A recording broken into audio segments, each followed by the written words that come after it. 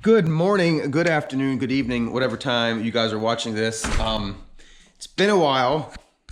It's been a while since I've been on YouTube, and I apologize for that. Actually, today is April 30th, and May of last year was the last time I posted any videos, so I apologize. I've had a lot of people asking where I've been. I'm fine. Everything's good. I just have lost a lot of motivation to make videos, mostly because to do more is going to take a lot of money / time. Don't really have either one of them. I'm so irritated with these dumb things. These things, hate those things. Sorry. I don't mind spiders at all. But man, centipedes, they give me the absolute willies. Anyways, sorry for that. I got a lot to go over in this video.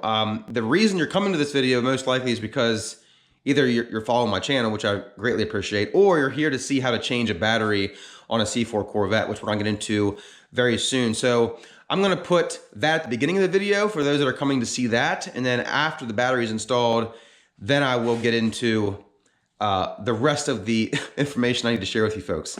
So here's the actual battery changing of the C4 Corvette.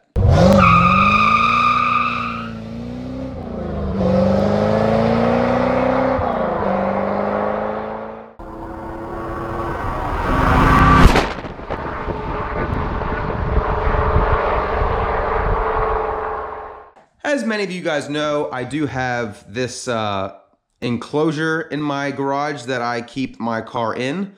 I've had a lot of good feedback on it. A lot of people love it. I actually have not really had any negative feedback or comments about it, which is actually surprising. I thought there would be some. But I'm going to give you one of my negatives about it with this battery video, because as you can tell, when the car's in here, I can't do anything to the car while it's in there. I can't lift the hood up. I can't change tires. I can't do anything. So anytime I want to work on the car, either needs to go outside or I bring it in this bay to do it in here, which is fine and dandy most times unless you can't start the car. If you can't start the car, now you got to get in and like lift up the hood with your one arm, which they're heavy. As anyone knows, the C4 Corvette, the hoods are extremely heavy.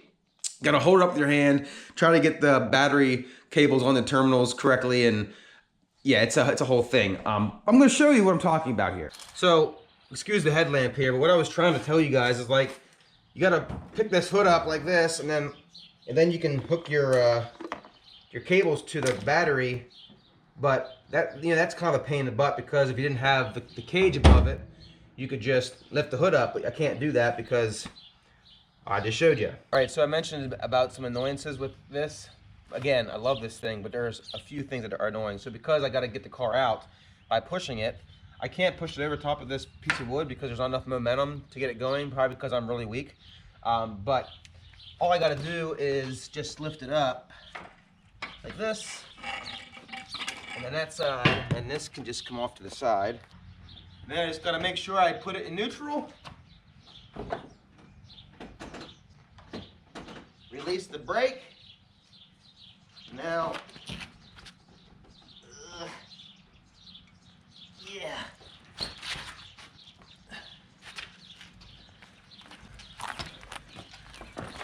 Just like that. And the part we are working on, is this section right here. But first we gotta lift the hood up. But I already had the hood up, so, well, I already had the hood latched, I should say. So, anyways, the battery is right here. As you can see, the positives here, negatives here. And there's only one way to get this out of here. You can't go up, can't go forward, can't go back. It'd be stupid to go in, so we have to come out this way. And to do that, you gotta remove a screw here. And if you guys come down here to the bottom and you look up inside there, right where my flashlight is, there is a nut. That nut needs loosened, not removed, but loosened, so that this whole black panel can come out. And I will show you what that looks like here in a second. All right, first thing you're gonna wanna do is remove the battery terminals. And at least on my car, they should be the same on yours. These are 8mm sockets, or you can use a wrench, whatever. This up here is a 10mm, and the one down here is also a 10mm. So the first thing you want to do is remove your battery cables. And once you're done with that, you can just let them lay down here. As you can see, they're just kind of laying back there like this. Now you want to go ahead and remove this one and then the one down below. And this will actually come all the way out, unlike the one below. So this one down here, you just got to kind of be really gentle and just take your time, because you don't want to scratch your paint. If you're really worried about it, again, this is never really gonna be seen, but if you want to put some masking tape on both sides here just to kind of keep this the metal of your wrench off of the paint, you can do that. I'm gonna take a chance here and not do that. So just want to stick this up ever so lightly and just want to loosen it. I also forgot to mention excuse me, there are some screws here, and here. There's 3 of them. At least on my car, they are T27s. You need to take out all 3 of these as well, because those screws go into the panel that's coming off. I removed this one and this one. As soon as this here became loose, you can now see that this panel is now free. So just continue taking out the screw. And then once you have all 3 of these out, that off, and that screw down there just loosened, this whole panel should just slide right out. Just like that. And you can see, as I was talking about the screw down below that you just loosen, the screw down there actually just stays in place. And right there's the screw that I'm talking about right here. And you don't want to take it all the way out because it'd be kind of a pain to get back in. But this part right here, I'm gonna try to get this without messing it up. This part right here, the screws underneath that, pushing that up to make that tight. So once you have that out, as you can see, the battery is easy to come out. There is a bolt back here now we have to remove, and that is the last bolt to get this battery out of here. And that bolt right back there is a 13 millimeter. And I have 3 different sizes of extensions here. I have the real long ones, the short one, and the medium. If you put the medium one on, you can actually get it just perfect so that you can still have room to move your ratchet around. You can see that you got about a 3/4 of an inch to an inch of clearance there. So go ahead and loosen that out, take it all the way out, and when you do that, this rubber piece right here will actually come out of the car.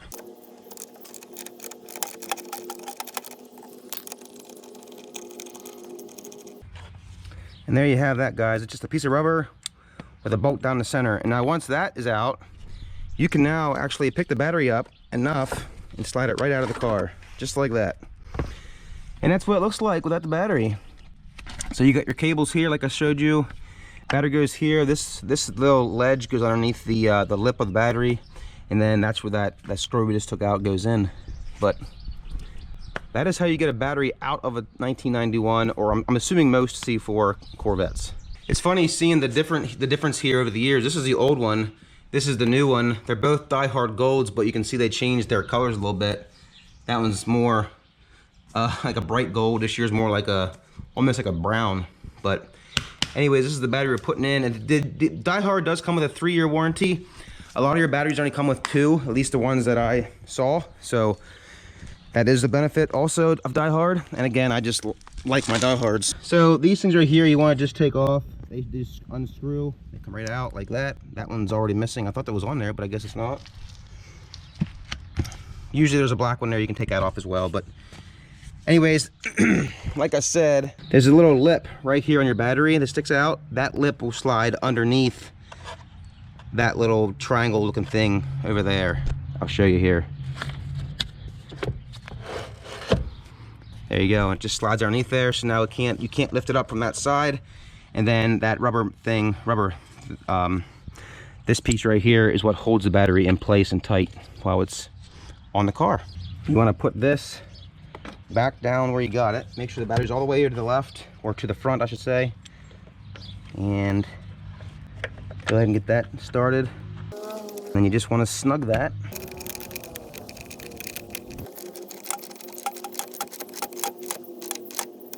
You don't need to go crazy on that bolt. Just snug it up good, because it is just rubber. It's going to keep compressing. But now once that's in, the battery cannot go anywhere. It can't slide in or out. Can't go forward and backward. You're good to go. Now you can kind of do what you want. You can either put the panel back on, or you can hook these back up. I'm going to hook them back up now. This way they're on. And you have a little bit more room here anyways, at least to do the negative.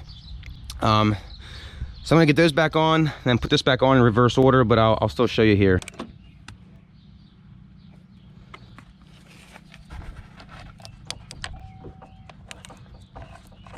When you go to attach your negative cable, you might hear the car ding on the inside. That's because it now just got power back. I know most of you guys know that, but if you're a youngster out there learning how to change a battery, just want to let you guys know. So once they're both good and tight, the battery is now in, and any problem you were having with your car that was due to the battery should now be fixed.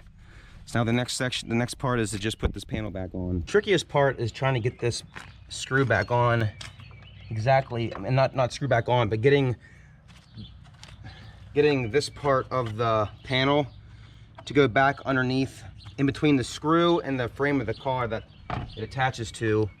So what I like to do is just loosen the screw up a little bit more now that you have the panel out, so you have a little bit more room. And what I mean here is that above the washer and in between the washer and this clip is where the plastic piece has to go, right in there. So you want to make sure you have enough room that it can slide right in there.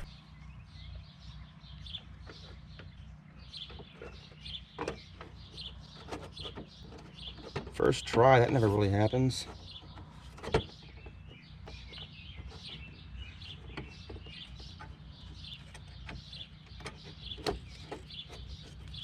There we go. So there I have it back in and where it needs to go. Remember this plastic part goes on top because you can see the ring where the washer used to sit, and then these over here are all lined up. Now you just go back and put all your screws back in. By the way, if you are replacing this battery and you actually had your engine running before you did it, it'd be easy to turn the wheel all the way to the left, so you can actually get something better in there rather than just this. This is all I can use. I can't turn my car on, but I could right now. But I'm just saying, if you're doing yours and you can turn the wheel, you go ahead and do that. And these you don't have to crank on, just get them snug. You don't want them coming loose. And then again, this part down here,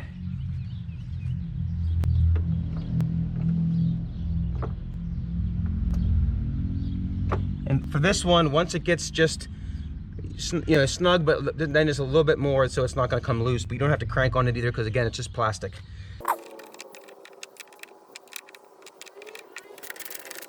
Tightened up, that one's tightened up, and all three of those are tightened up, and you're now good to go. When you put this together, you can make sure that this gap kind of stays the same on here. Mine's a little tighter up here than it is down at the bottom, but it's always been that way. But you want to open your door and make sure it's not going to rub here. Mine, you can already see, has been rubbing in the past because it's a little white there from paint, but I don't know how to get it to go up any higher because this is already sitting on top. But you want to make sure that lines up a little better than what mine's doing right there. So just to be sure, I come over here and looked at this side, and I noticed that this panel sticks out a little bit from the door. I mean, you probably can't see it in video, but it does stick out slightly. So I came back over on this side and I loosened this screw and just pushed this whole thing out towards the camera a little bit further, and now it sticks out a little bit more. And you can see now when I open the door, if nothing's touching. And yes, I know my hinges are squeaky. I'll take care of that, but it's not rubbing anymore, so that's good right there, the way that is. Now comes the part that I love the most about the car, and I'm sure a lot of you guys do too about your own cars, but we're gonna start it up and see how she sounds.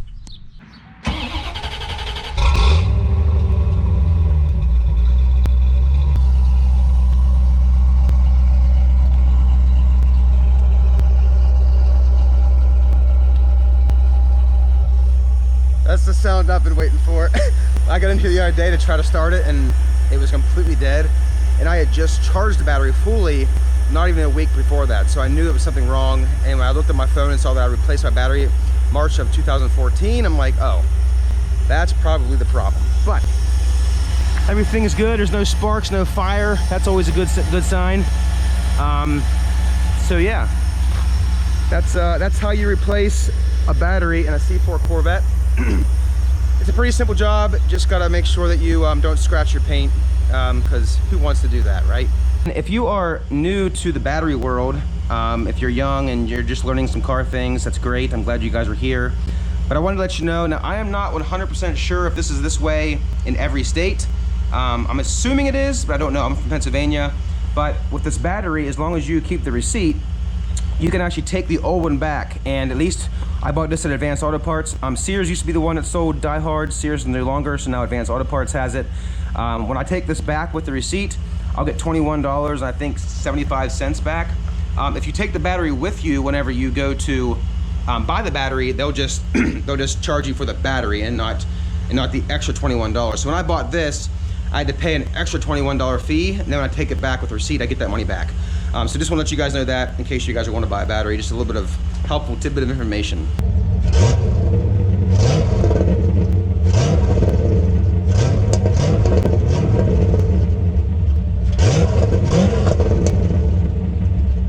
Oh man, the song never gets old. Sorry, I'm just like a little kid in the candy store. I love when this thing starts up. I'm so excited. But that's to be expected, right? Well, folks, as I said at the beginning of the video, I know it's been a long time since I've been on YouTube, and I apologize for that. But I'm glad you guys tuned in for this one. It means a lot. If you guys found this helpful, please give it a thumbs up. If you guys did not like this video and thought it showed nothing at all to help you, give it a thumbs up anyways.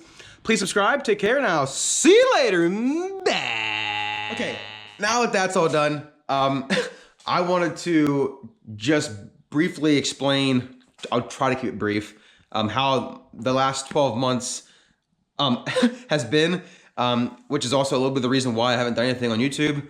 My wife and I bought this house in December of 19, right before COVID hit. It was a huge blessing because it was very cheap. The house now actually appraises for over $120,000 more than we paid for it because of the way the economy has been. But anyways, I was in the garage last July 12th. I was in this bay doing the oil change on my Volkswagen Jetta. And I'm underneath the car on the creeper. I have my new air conditioner thing running. And back then, we did not have, oh yeah. So this here's like video ideas that I have. And I put this board on here because behind it is my electric panel. And I don't want my electric panel to be just sitting on a wall because it looks tacky. So I figured I would kind of make it look nice. And I have a whiteboard there and I can put stuff on there that I want to do. But anyways, before I had an actual panel out here, I just had a wire, and I'll show you what I'm talking about. I just had a wire that literally ran from the house and just kind of whoop, and then come over here to the garage and hooked in, which wasn't, looking back, was not a good idea. I mean, that's how it was when we bought the house, but this garage was never used for anything besides storing crap in it. So anyways, I'm underneath the Jetta, AC's on, and all of a sudden, all my lights that you see in here, all these strip lights, they started doing this real weird like wave, like the light would kind of like wave across the thing, and that's all it was doing. Like it just kept waving. So I was like, what the heck? So I ran over here, turned the lights off, and turned it back on, and it was still doing it. So then I ran over here and turned off my air conditioner. And something you guys probably don't know about me is I have a huge fear of house fires. It's something that I worry about it all the time. I'm always like freaked out that something's running that shouldn't be. And so because this is going on, I take off running inside the house. And as soon as I go inside my house, my wife's like, babe, what's wrong with the electricity? Because she was getting ready to bake a cake. And the electricity in the house is going weird. The coffee pot was like turning on, turning off. The oven was like doing this weird blinking thing. So I was like, I don't know. So I ran downstairs with my phone flashlight. I didn't want to turn the lights on. And as soon as I opened the basement door, all I could smell was this really weird burnt smoke smell. And I am like internally just freaking out. Trying to keep it cool for my family. But I told Chelsea, like, I smell smoke. And she goes, where's it at? I was like, I don't know. But the lights were all off downstairs. I didn't see any flames anywhere, which was a good sign. But I could just smell this really strong smell. I flipped off all the breakers in the house, everything. And I'm like, okay, now what do I do? I don't want to turn everything back on in case something was happening. So my uncle, who is an electrician by trade, is what he's done his whole life. He, luckily, it was on Wednesday night. Sorry, I guess I'm out here. Wednesday night, I called him, told him what happened. Thank God he was actually available to come over right away. So he came over and we started looking around, and he did some tests, and we ended up finding out that, I'll show you here again, but out here, this is all new now. Like this line right here, it's what comes out of our meter right here. This line was actually so old that over time it had gotten a lot of the dry rotted cracks in it, and water would get in there, and over time it just got really bad. And actually what happened was we had a power surge that actually blew out a hole here, and this was all black. Like, I forget exactly where it was now because it's gone, because we cleaned it off, but our stone was all black from, like, I don't know if it was a flame coming out or what came out, but This house used to be wooden siding, and thank God that wasn't still on the house because it probably would have caught fire. So thank God we had the stone. But if you guys have these, I mean, I'm sure every single one watching has one, but they can over time wear out. This sleeving that's over it gets dry rot and the water gets in. When it touches aluminum, it corrodes. It becomes a whole thing. Anyways, the electrician had to come out. Well, my uncle came out and we saw that. And what he had to do was he took this apart and he actually ran, the negative cable was what blew out. So he ran a temporary negative cable from inside of this into our basement and hooked it into our electric panel, and we were able to get electricity back. He said that the way it's hooked up now is safe. It's okay to run your air, because it was middle of July, so it was extremely hot outside. So we had all of our air conditioners running, but he said everything's good to turn back on. You can use it safely, no risk of fire, but you definitely want to get that taken care of. And one of our problems was our house was 100 amp service. Now, you electricians out there probably know what I'm talking about. I'd never heard of that before, but we had 100 amp service at our house, and 200 amp service is what we really need, especially if you're running that on just an outlet when there's no panel out here. Plus we had one, two, three, four, five, six window unit air conditioners in the house running. So long story short, still long, but we ended up having the electrician come out. My uncle did not do it. My uncle was getting older, so he likes to pick and choose kind of what jobs he does. And he said this job would have been very a lot of work, and he just really didn't want to do it, which I completely understand. He's close to retirement age, and if you don't want to do it, don't do it. But he did recommend a really good electrical company close by. They can buy.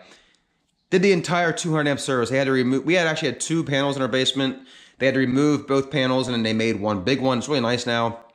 I'm gonna have the panel here like I just showed you, but I didn't know this. My uncle told me after this happened, he said, let me tell you, is anytime the negative cable or neutral cable goes out into your house, a lot of times your electronics can get blown. So like, go around your house and check everything because you probably lost some items. I said, that's good to know. So I walked around the house, and this kind of happened over a couple of days, but I'll just tell you everything. Our oven that my wife was using completely got fried. Both of our refrigerators in our house got completely fried. Our water softener got fried. Our ultraviolet light, which is the blue light down in your basements, if you have them, got completely fried. And was there something else? I think that was it. Our washer and dryer was fine. Our TVs were all fine. My computer was fine. My work computer was fine. I think that was it. Those 5 items. I say that's it. But anyways, lots and lots of money there. Thank the good Lord we had really good homeowners insurance. We only had to pay the $1,000 deductible, so everything else was covered for free. But it just took time to get everything back up and running. Plus, it's still $1,000, a lot of money in my book. We got all that stuff replaced. And then that was in July. And then just this past December, my old boss's wife was diagnosed with a lung cancer, stage 4. And they ended up finding out that the type of cancer she had, it's very likely it came from radon gas. Now, it's very high in Pennsylvania, but it's in every state. All 50 states has it, but it's very high in Pennsylvania. I think it's number 2 in the country. And they say every 1 in 15 houses has high levels of radon in their house. But their level was 11 in their house, and they had lived there for 18 years. So they're thinking this cancer came from radon. Now, I've heard of radon, never really knew what it was or anything about it. I've done a lot of research since then. But we had our house tested, and our basement, it's completely made of stone. There's no concrete in our basement. You walk down, it's just nothing but stones, and then below the stones is dirt. And then our walls are all made of rock. So not actually rock is our foundation. There's no concrete walls, there's no block walls, it's rock. Because our house was built in 1860, so it's pretty old. Anyways, we did a test in our basement, and our radon level ended up being 13, which is higher than what my old boss's was. So we had to get a radon guy to come in here and look. And he said that in order to fix the problem the way it was, he said, we're gonna have to put a vapor barrier down. So you're gonna have to remove everything out of your basement, which is a lot of reason why the air conditioners are in here and that metal roofing. That was all down in our basement, but I had to bring it up so we could do this work. They're gonna put a vapor barrier down. Sorry. And it's gonna be down the walls, across the floor, up the other walls. So it's kind of got like a big plastic bowl in our basement, but we wouldn't be able to store stuff down there anymore because if something rips the plastic, then there goes the barrier, and then you have a hole. So it was kind of stupid. It was gonna cost $3,800 to do this vapor barrier. And the guy that was gonna do our radon said, "Listen, man, you own your house. If it was my house, what I would do is just concrete your basement." I'm like, how hard is that gonna be? So I had a good friend of mine who does construction and stuff like this. So he came over and said, let's go ahead and do the concrete. We did it. We did it a couple weeks ago. It looks really, really good. I'll show it to you here soon. All right, so down here is what our basement looks like now. And as you can tell, it looks really nice. The concrete went in real good. Had no problems. It took us 2 hours and 40 minutes. My wife and I actually, we brought 72 loads each. So 144 total loads of concrete from my garage up the sidewalk and dumped it down like a sliding board chute we made into the basement. The reason we couldn't back the truck up here is because we have an old like cistern in our backyard, and the concrete truck would have fallen right through the ground. So we could not bring it on there. So we had to use it in our driveway only. But I'm really happy with the way it looks. We actually added a bunch of lighting. It's the same exact lights I have in my garage. You get 6 of them for like 40 bucks. But my wife can now see all of her jars really nicely. Before it was completely dark. I'll put some pictures up here for you to see before and afters. But we got our paint supplies over here. And it's really dry down here too, which is great. There's no water.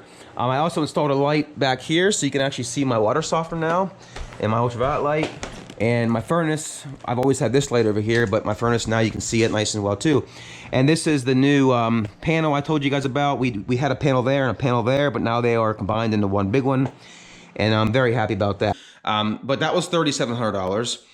And now we just had our house retested for radon because in some cases the concrete could help take care of it or lower it. Well, now our radon levels are double in our house. It don't even make sense. Like we literally covered the entire floor where radon comes through, and now it's double. So it must be coming through the walls. I don't know. So now we're having the radon mitigation come in, and they're going to put a whole system in our basement to try to get the radon levels out of our house. And that's another $1,100. So $5,000 of money had to go out for stuff we don't even want. It's stuff we absolutely have to get for our health. And it's just been one thing after the other this past year with different things just happening. So that's a lot of the reason why I have not been in my garage doing anything with the car. So I apologize for that. I know you guys, and I appreciate it. I know you guys enjoy the videos, and enjoy seeing whatever I do to the car. And I do want to do some more things to the car. You saw my list over there. But again, all that stuff takes money. Fixing the radio, the tack filter, I have a motor mount that's broken, needs replaced. All that stuff takes time and money, and I just don't have it right now. I'm just being honest. I'm not quitting YouTube, but I'm not going to be on here once a week like I was a couple years ago, and I apologize. But anyways, that's kind of how our life has been in the past year, the past 10 months, and just kind of wanted to share that with you guys since I share a lot of my life on my channel. But anyways, I hope you guys enjoyed this video.